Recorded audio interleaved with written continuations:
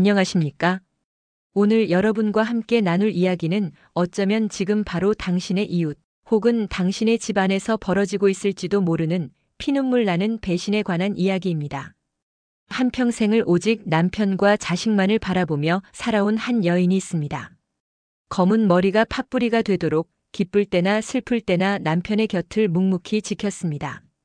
그런데 그 40년 세월의 끝에서 그녀를 기다리고 있었던 것은 따뜻한 안식처가 아니라 지옥의 아귀처럼 입을 벌린 배신과 음모였습니다. 여보, 우리 이혼해. 그리고 이 집에서 당장 나가. 마른 하늘의 날벼락 같은 소리였습니다. 40년을 함께 살아온 남편의 입에서 나온 말이라고는 도저히 믿을 수가 없었습니다. 평생 고생만 시켜 미안하다던 사람이 이제 늙고 병든 아내를 길거리로 내쫓겠다고 합니다. 대체 무엇이 반세기 가까운 세월을 함께한 남편을 이토록 무섭게 바꿔버린 걸까요? 여러분, 이 사건은 단순히 늙은 부부의 흔한 황혼이혼 이야기가 아닙니다. 이 모든 비극의 뒤에는 살랑거리는 꼬리로 시아버지의 눈을 멀게 하고 달콤한 혀로 독을 주입하며 한 가정을 송두리째 파괴하려 한 악마 같은 며느리가 있었습니다. 오늘 저는 그 소름 끼치는 진실의 장막을 걷어내려 합니다. 아들 둘을 번듯하게 키워 장가까지 보내고 나니 이제야말로 어깨 위에 무거운 짐을 내려놓나 싶었습니다. 특히 큰 며느리는 어찌나 싹싹하고 살갑던지요. 어머니 고생 많으셨죠 라며 등을 토닥여주고 이건 아버님 좋아하시는 영양제라며 선물을 안겨주던 딸처럼 예쁜 며느리였습니다. 우리 어머님은 그런 며느리를 보며 내가 전생에 나라를 구했나 보다 생각하셨답니다. 하지만 그 예쁜 얼굴 뒤에 시커먼 속내를 감춘 독사가 또아리를 틀고 있을 줄이야 누가 상상이나 했겠습니까? 남편의 퇴직이 다가오면서 며느리의 본색이 서서히 드러나기 시작했습니다. 며느리는 시어머니가 안 볼 때면 교묘하게 시아버지에게 접근했습니다. 아버님 평생 일만 하셨잖아요. 이제 아버님의 인생을 사셔야죠. 언제까지 어머니 눈치 보면서 사실 거예요? 아버님 퇴직금 그리고 매달 나오는 그 공무원 연금, 그거 다 아버님이 피땀 흘려번 돈인데 왜 어머니 허락을 받고 쓰세요? 그 돈의 주인은 아버님이세요. 40년 조강지처의 귀에 거슬리는 잔소리보다 기름을 바른 듯 매끄러운 며느리의 속삭임은 늙은 남편의 마음을 조금씩 그러나 아주 깊숙이 파고들었습니다. 마치 달콤한 독약처럼 말입니다. 남편은 완전히 다른 사람이 되어갔습니다. 술만 마시면 아내에게 입에 담지 못할 폭언과 협박, 욕설을 문자 메시지로 퍼부었습니다. 이미 10년 넘게 각방을 쓰며 대화가 끊긴 지는 오래였지만 이제는 한 집에 사는 것조차 지옥이 되었습니다. 아내는 그저 남편이 퇴직을 앞두고 스트레스가 심한가 보다 갱년기라 힘든가 보다 애써 스스로를 위로하며 그 모진 세월을 견뎌냈습니다. 하지만 그것은 며느리가 설계한 거대한 계획의 시작에 불과했습니다. 며느리의 최종 목표는 단순한 이간질이 아니었습니다. 그것은 바로 시아버지의 전 재산과 죽을 때까지 나오는 공무원, 연금을 통째로 삼키려는 무서운 계략이었습니다. 며느리는 먼저 시어머니를 철저하게 고립시켰습니다. 그 첫 번째 희생양은 바로 아내의 친정어머니, 즉 남편에게는 장모님이었습니다. 아내의 친정어머니가 병으로 쓰러져 몇 달간 병원 신세를 지고 있을 때였습니다. 며느리는 시아버지에게 이렇게 말했습니다. 아버님, 그런 데는 저희 젊은 사람들이 가면 돼요. 아버님까지 가실 필요 없어요. 피곤하시기만 하죠. 남편은 그 말을 핑계 삼아 장모님 병문안 한 번을 가지 않았습니다.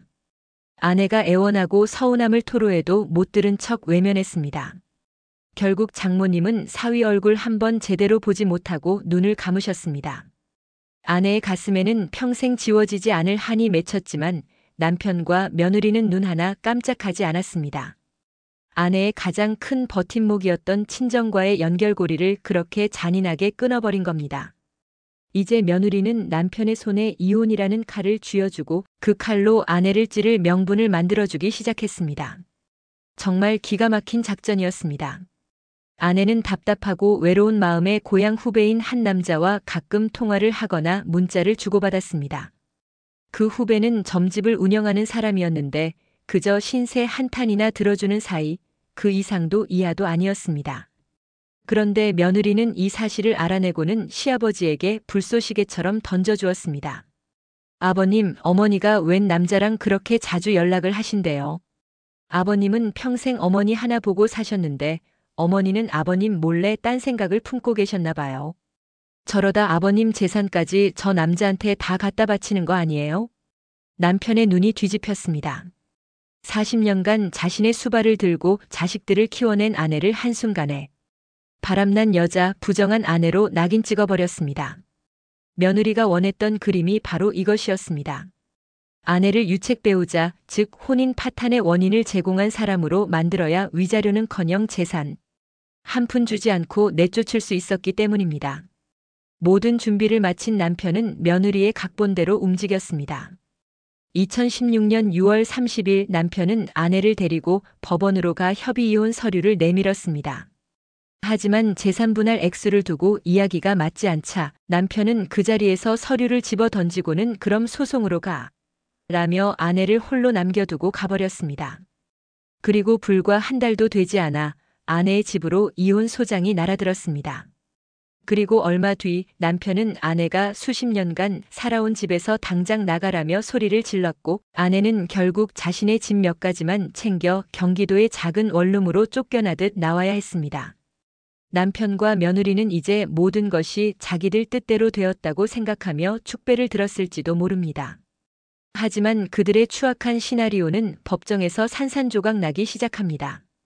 법정에서 남편은 며느리가 써준 대본을 그대로 읊었습니다. 아내가 부정한 행위를 저질렀습니다. 저를 버리고 가출했으며 저희 어머니께도 막되게 굴었습니다. 이 모든 혼인 파탄의 책임은 아내에게 있으니 아내는 빈손으로 나가야 마땅하고 저에게 위자료 3천만 원을 지급해야 합니다. 기가 막힐 노릇이었습니다. 평생을 헌신한 아내를 파렴치한 여자로 몰아 재산 한 푼 안 주고 내쫓으려는 그 모습에 방청석에서는 탄식이 흘러나왔습니다. 하지만 법은 진실을 꿰뚫어 보고 있었습니다. 재판부는 먼저 남편의 주장을 조목조목 반박했습니다. 아내가 다른 남자와 연락을 한 것은 사실이지만 그 이전에 이미 두 사람의 혼인 관계는 회복 불가능할 정도로 파탄 나 있었다는 점을 지적했습니다. 누가 그 관계를 망가뜨렸습니까? 바로 10년 넘게 아내를 없는 사람 취급하고 술만 마시면 폭언과 협박을 일삼았던 남편 자신이었습니다.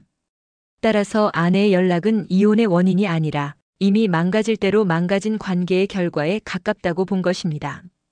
그리고 법원은 이 사건의 핵심을 꿰뚫는 판결을 내립니다. 원고와 피고의 혼인관계 파탄 책임은 어느 한쪽에 치우쳐 있지 않다. 두 사람 모두에게 동등하게 있다. 이게 무슨 의미입니까? 남편이 아내에게 저지른 수십 년간의 정신적 학대와 무시, 그리고 그 안에서 아내가 느꼈을 극심한 외로움과 고통. 이 모든 것이 합쳐져 가정이 무너졌다는 뜻입니다. 며느리의 계략대로 아내를 나쁜 년으로 만들어 모든 책임을 떠넘기려던 계획은 처참하게 실패했습니다. 그 결과 남편이 아내에게 청구한 위자료 3천만 원, 그리고 아내가 남편에게 청구한 위자료 5천만 원은 모두 기각되었습니다. 당신들 둘 다 똑같이 잘못했으니 서로에게 손해배상을 청구할 자격이 없다. 법원이 명확하게 선언한 것입니다.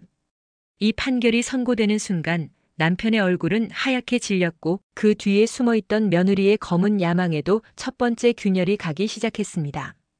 하지만 진짜 통쾌한 복수는 이제부터 시작입니다. 며느리와 남편이 그토록 손에 넣고 싶어 했던 바로 그 돈, 재산 분할 문제가 남았기 때문입니다. 법원은 두 사람이 혼인 기간 동안 함께 이룩한 순재산을 약 1억 7,200만 원으로 계산했습니다.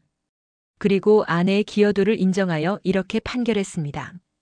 남편은 아내에게 재산 분할로 7천만 원 및 이 판결이 확정된 다음 날부터 다 갚는 날까지 연 5%의 이자를 현금으로 지급하라.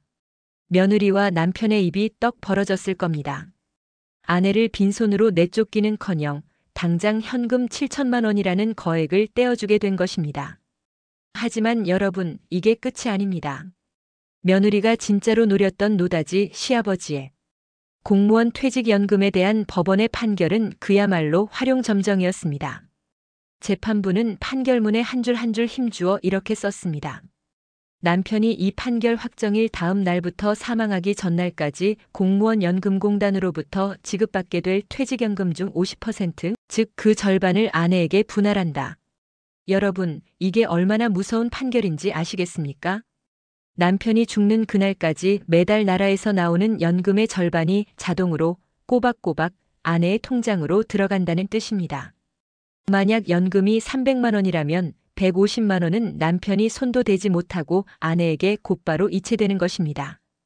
며느리는 시아버지를 꼬드겨 이 연금을 독차지한 뒤 호의호식하려 했겠지만 법원은 그 꿀단지의 절반을 깨뜨려 40년간 묵묵히 희생한 조강지처의 손에 쥐어준 것입니다.